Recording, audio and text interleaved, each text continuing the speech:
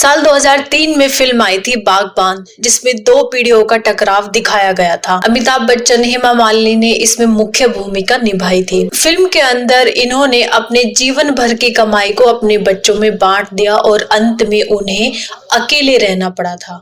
अक्सर अपने परिवार की जिम्मेदारी निभाते हुए लोग बुजुर्ग माता पिता को किस तरह से बोझ समझने लगते हैं, यह इस फिल्म में बड़े ही मार्मिक तरीके से दिखाया गया है। वहीं इसी विषय पर 2024 में वनवास फिल्म आई है।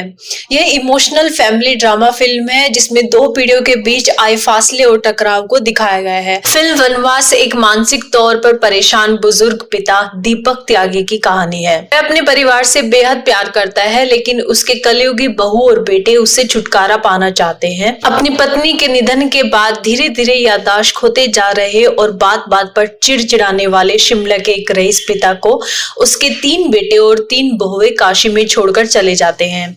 ऐसा करते समय बैग से उसके परिचय पत्र, आधार कार्ड वगैरह भी निकाल लेते हैं। बाप बच्चों को उनके बचपन में काशी में ला चुका है। उसे लगता है कि वह नहीं खोया है, उसके बच्चे खो गए हैं। वह बच्चों को तलाश रहा है और घाट पर उचकई करने वाले वीरू को मिलता है। कुल मिलाकर कहा जाए तो ये फिल्म में कहानी शानदार है, लेकिन आज हम किसी कहानी के विषय में या किसी फिल्म के विषय में आपसे बात नहीं कर रहे हैं। ऐसी ही घटना वाराणसी में देखने को मिली। वाराणसी में वृद्धाश्रम में रह रहे 400 किताबों के लेखक श्रीनाथ खंडेलवाल का निधन हो गया है। उनके बच्चों ने उनसे 80 करोड़ की उनकी संपत्ति छीन ली और उन्हें वृद्धाश्रम में रहने के लिए मजबूर कर दिया। आपको बता दें, वाराणसी के रहने वाले साहित्यकार श्रीनाथ खंडेलवाल का शनिवार की सुबह निधन हो गया। 81 साल की उम्र में उन्होंने एक प्राइवेट हॉस्पिटल में अंतिम सांस ली। श्रीनाथ खंडेलवाल ने करीब 400 किताबें लिखी हैं और अनुवाद किया है और 80 करोड़ की संपत्ति के वो मालिक थे। बच्चों की दुत्कार के चलते वे लंबे समय से सारनाथ स्थित काशी कुष्ठ सेवा संघ आश्रम में रह रहे थे। 25 दिसंबर को उन्हें सीने में जकड़न और सांस लेने में दिक्कत होने पर अस्पताल में भर्ती कराया गया था। सामाजिक कार्यकर्ता अमन कबीर द्वारा उनके निधन की सूचना दे जाने के बाद भी उनका बेटा और बेटी अंतिम संस्कार में नहीं आए। अपने बच्चों को इतना संपन्न पालन पोषण देने के बाद भी इनके बच्चे अंतिम संस्कार में नहीं आए। बेटे को जब इनकी मृत्यु की सूचना दी गई तो उसने कहा कि वो लोग शहर से बाहर हैं। बेटी ने फोन और मैसेजेस के जवाब ही नहीं दिए। तो इस प्रकार से इनके अंतिम संस्कार में इनके बेटे और बेटी और उनके परिवार में से कोई भी शामिल नहीं हुआ, ना ही कोई रिश्तेदार शामिल हुआ। अमन कबीर ने अपनी टीम के साथ कंधा देकर श्रीनाथ खंडेलवाल के शव को सराय मुहाना घाट पहुंचाया। यहाँ अमन ने उनका विधि विधान से अंतिम संस्कार किया, पिंडदान की क्रिया भी पूरी कराई। बता दें कि कुछ माह पूर्व श्रीनाथ खंडेलवाल का एक वीडियो सोशल मीडिया पर वायरल हुआ था। इस वीडियो में उन्होंने अपनी आप बीती सुनाते हुए बताया कि 80 करोड़ की जायदाद छीन लेने पर बच्चों ने उन्हें घर से भी निकाल दिया है, जिससे वृद्धाश्रम में उन्हें रहना पड़ रहा है। आश्रम में रहने के दौरान वे नरसिंह पुराण की एक किताब का हिंदी अनुवाद कर रहे थे, जो पूरा नहीं हो सका है। आपको बता दें कि एस एन खंडेलवाल गुजराती, हिंदी, अंग्रेजी, संस्कृत, उड़िया, बांग्ला, असमी भाषाओं के जानकार थे। उनका जन्म 11 जून सन 1940 में काशी में दशाश्वमेध स्थित व्यवसायी स्वर्गीय द्वारकानाथ के यहाँ पर हुआ था। एस एन खंडेलवाल ने कम उम्र में ही लेखन शुरू कर दिया था।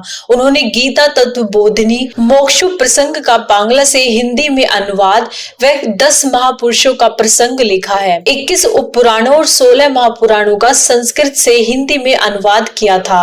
तंत्र पर करीब 300 किताबें लिखी हैं। शिव पुराण का 5 खंडों में अनुवाद किया है, परंतु इनके अंतिम समय में इनके परिवार का कोई भी व्यक्ति नहीं सम्मिलित हुआ। बेटे बेटी ने हड़प ली संपत्ति। श्रीनाथ खंडेलवाल की कुल संपत्ति 80 करोड़ थी, लेकिन इनके बेटे और बेटी ने इनसे सारी जायदाद अपने नाम करा ली और इन्हें घर से बेदखल कर दिया। मीडिया रिपोर्ट्स के अनुसार एक बार बार इनके बीमार पड़ने पर इनके बेटे ने यहाँ तक कह दिया था कि अगर ये मर जाएं तो बाहर किसी नाले में फेंक देना।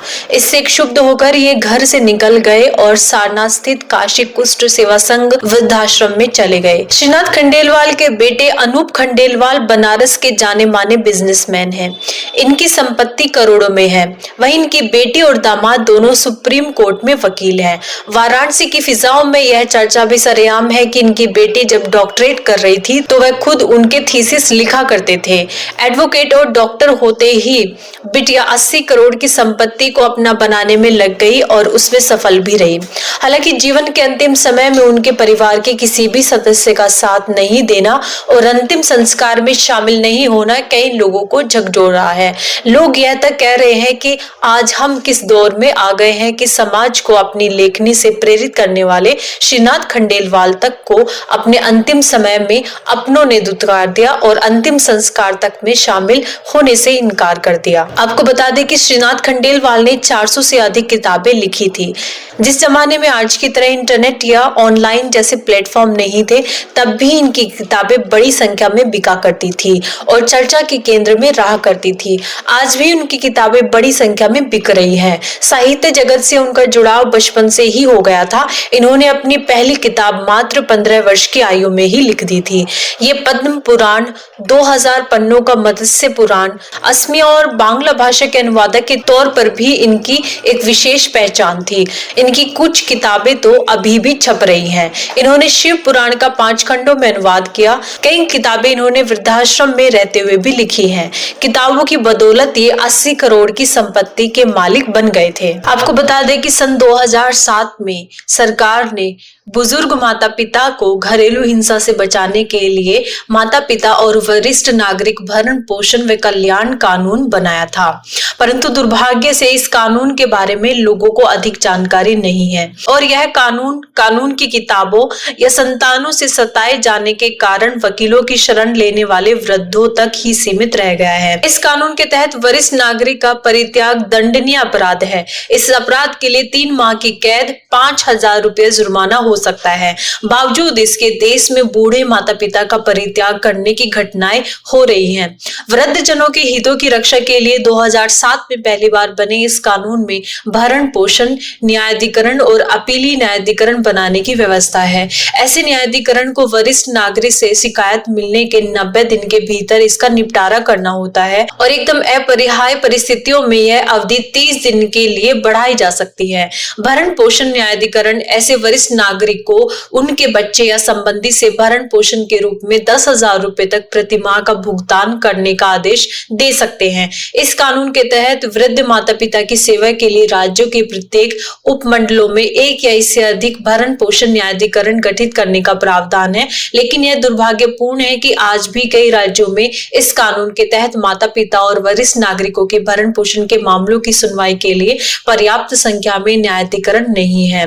वृद्ध हो रहे माता पिता और परिवार के अन्य बुजुर्गों के साथ दुर्व्यवहार, उपेक्षा और उनकी संपत्ति हड़पने के लिए उन्हें घर से प्रताड़ित करने और उनका परित्याग करने जैसी घटनाओं में वृद्धि को देखते हुए ही संसद ने समाज के एक वर्ग में हितों की रक्षा के लिए माता पिता और वरिष्ठ नागरिकों के भरण पोषण और कल्याण कानून बनाया था। केंद्र सरकार ने दिसंबर 2007 में माता पिता और वरिष्ठ नागरिकों के भरण पोषण और कल्याण कानून पूरे देश में लागू कर दिया था। लेकिन दुर्भाग्य की बात यह है कि श्रीनाथ खंडेलवाल के केस में उनकी बेटी और दामाद स्वयं सुप्रीम कोर्ट के एडवोकेट हैं। इसके बावजूद उम्र के इस पड़ाव में उन्हें अपने बेटे और बेटी के द्वारा प्रताड़ना और घरेलू हिंसा का शिकार होना पड़ा।